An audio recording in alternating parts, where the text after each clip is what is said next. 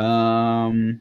Oh yeah, yeah. Okay. So Rob, I get a lot of questions about of people uh who are in the government sector and in the commercial sector. What are the differences that you've experienced between those two?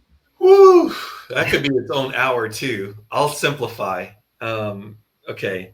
In general, government is going to be more focused on regulation requirements, right? So a lot of box checking because there's constant audits. It's exhausting. Yeah, it is. Uh, while customers have regulations to adhere to as well, especially if you're retail, for example, you have to adhere to PCI requirements. And if you're a hospital, you've got HIPAA.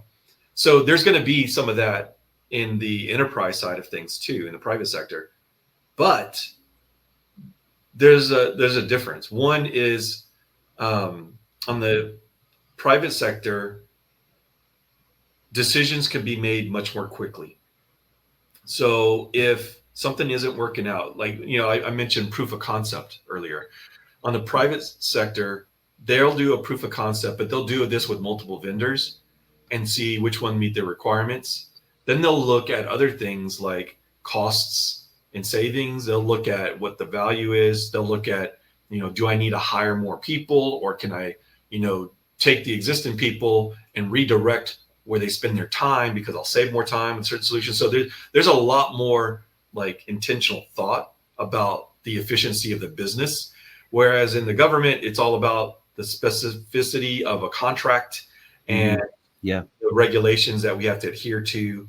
And sometimes cost is a factor as well. But it's much more political, I think, in my opinion, on the government side than it is on the enterprise side. But having said that, it's a different type of politics. So personally, after 20 years of working now I'm not retired, right? I got out of the Marine Corps at 11 years, but I did contracting work for another, 8 or 9.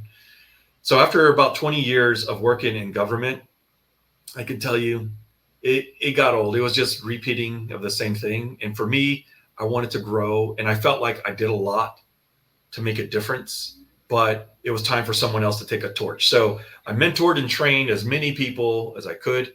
And then I came over to private sector, and I've been growing ever since. And I'm really happy. So for me personally, moving over into private sector was really good. And I know a lot of people say having a clearance makes sure that you can have a job. In today's economy, it may not be as true. We saw the whole, layoffs with Doge, that have affected a lot of people, clearance or not. So, but the thing I found with holding the clearance is that it inevitably brings you back to federal. So even in my current role, a lot of times people will be like, "Can you help out on the federal?" And I'm like, somebody else. I can advise that person, but somebody has to own it. Do not want to own that anymore. Been there, done that. I'm happy where I am. So Wow.